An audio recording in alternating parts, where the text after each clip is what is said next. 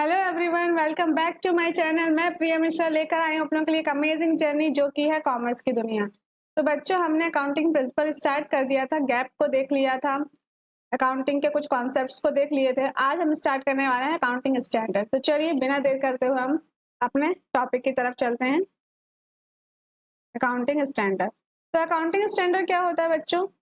Items को हम कैसे कैसे हम ट्रीट करें, है ना, कैसे उसको मैनेज करें और कैसे हम उसको अप्लाई करें, ये सब हम पढ़ते हैं अकाउंटिंग स्टैंडर्ड के अंदर। क्या क्या प्रिंसिपल्स एंड रूल्स लगाने रहेंगे, ये सब हम पढ़ेंगे अकाउंटिंग स्टैंडर्ड के अंदर। तो बच्चों देख लेते हैं, हम अकाउंटिंग स्टैंडर्ड पढ़ लेते हैं। ये एक रिटर्न स्टेटमेंट है ना, स्टेटमेंट है, इसमें हर एक चीज लिखी हुई है ना, कोई भी चीजें ऐसे ही नहीं है, सारी की सारी प्रैक्टिस से टाइम के साथ साथ बनाई गई हैं और उसमें लिखी गई है ना, which are issued from time to time by the accounting professional bodies. जो भी हाईली प्रोफेशनल बॉडीज हैं उनके द्वारा लिखी गई हैं, स्पेसिफाइंग की गई हैं, यूनिफॉर्म रूल्स हैं ये, है ना, प्रैक्टिस के बाद प्रिपेयर किए गए हैं, है ना। In other words, accounting standard collection of norms that business must follow, है ना, बिजनेस को फॉलो करने जो कि बनाए गए हैं एक प्रोफेशनल बॉडी और प्रोफेशनल ऑर्गेनाइजेशन के थ्रू। अब कोहलर जी क्या कहते हैं बच्चों? Accounting standard is the mode of conduct impose by customs, law and professional body for the benefit of public accountant and accountant generally. तो ये किसके लिए बेनिफिट्स होते हैं? जो अकाउंटेंट्स होते हैं उनको हेल्प करती है अकाउंट्स चेक करने में, बनाने में, राइट। ये हो गया अकाउंटिंग स्टैंडर्ड। हम कुछ नेचर्स देख लेते हैं कि जो इस पॉलिसीज है और प्रैक्टिस है वो अडॉप्ट किए जाते हैं अकाउंटेंट के थ्रू, ठीक है ना। ये प्रोसीजर जो है यूनिवर्सली एक्सेप्टेड है। अकाउंटिंग स्टैंडर्ड से बच्चों हेल्प होती है प्रॉब्लम्स को सॉल्व करने में। जो भी अकाउंटिंग में प्रॉब्लम्स आती हैं उसको हम सॉल्व कर सकते हैं। इसमें जो भी प्रिंसिपल्स और रूल्स रहते हैं वो फॉलो किए जाते हैं पब्लिक अकाउंटेंट के थ्रू।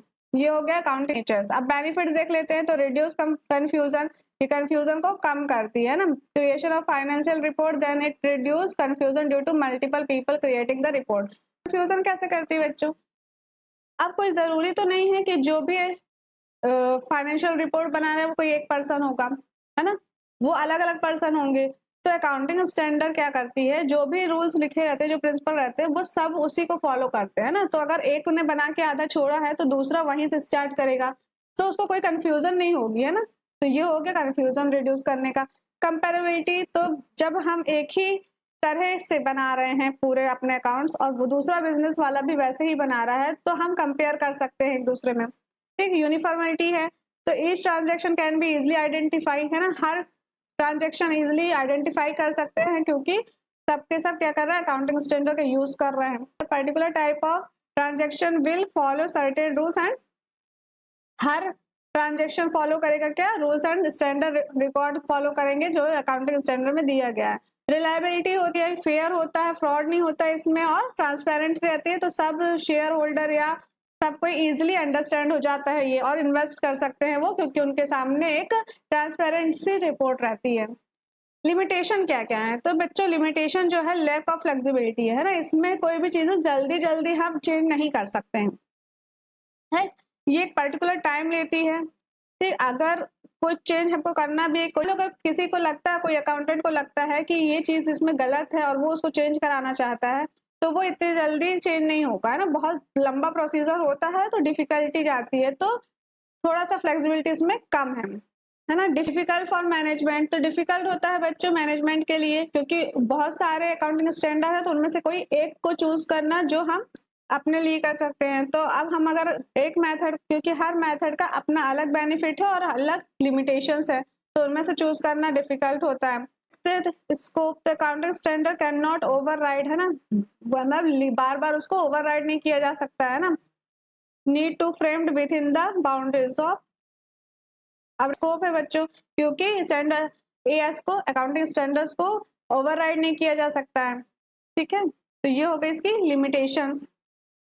अब हम चलते हैं इंटरनेशनल फाइनेंशियल रिपोर्टिंग स्टैंडर्ड, है ना, IFRS। तो इंटरनेशनल फाइनेंशियल रिपोर्टिंग स्टैंडर्ड्स क्या हुआ, सेट ऑफ अकाउंटिंग स्टैंडर्ड, है ना, ये जितने भी अकाउंटिंग स्टैंडर्ड्स हैं ये इसके अंदर रहते हैं, develop by international accounting standard board, ठीक है। ये भी किसके द्वारा बनाया गया है, अकाउंटिंग स्टैंडर्ड बोर्ड में। द मेन एम क्या है IFRS का, तो to provide guidance on the preparation and presentation of statement. Guidance दी रहती है कि कैसे कैसे हमको प्रिपेयर करना है अपने फाइनेंशियल स्टेटमेंट को।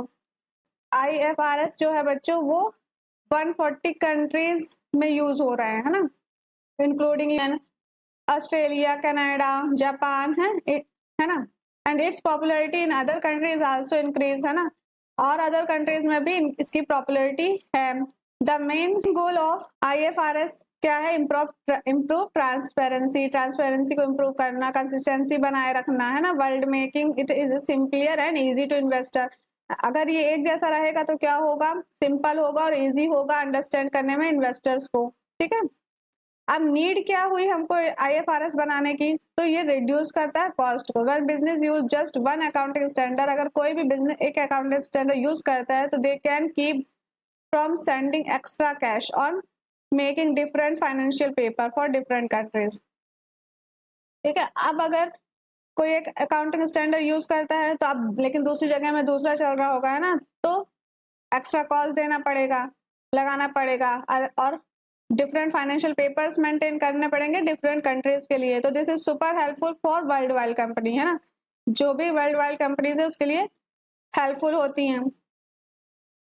एक कंसिस्टेंसी इन कंपेरेबिलिटी, तो basically IFRS ensure that all business follow the same rules, है ना, हर बिजनेस फॉलो करेगा क्या, सेम रूल्स करेंगे, है ना, सेम तरीके से अपनी फाइनेंशियल रिपोर्ट्स बनाएंगे। तो this way it is simpler to see how each one is faring and is see trend that pop up over time, right.